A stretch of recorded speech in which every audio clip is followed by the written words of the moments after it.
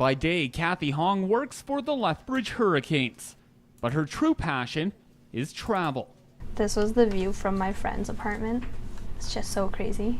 And no matter where she goes, she's always joined by her best travel bud. The first trip for the Puck was May 2014. I went to Europe. I went backpacking in Europe with me, and the first stop was in Venice, Italy. An idea proposed by her boss, Hong loved the challenge of getting the Hurricanes puck photographed around the world. We went to Switzerland, Berlin, Florence, and Rome. I went to St. Peter's Basilica in Rome. We climbed all the stairs all the way up to the very top, an impromptu trip to Paris. And then people would come up and they're like, oh, can I feel it? Like, I've never held one before. And of course, there's a lot of Europeans mostly, right? And they've never held a hockey puck, so it was a great conversation starter.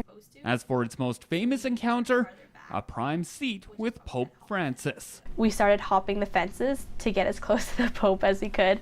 And then eventually we made it right up to the front, basically as close as we could get there. And I took a selfie with the Pope with the puck. After its initial travels, the puck's next stop was a much more traditional hockey setting. The World Junior Championships in Toronto. It was probably the first thing I packed.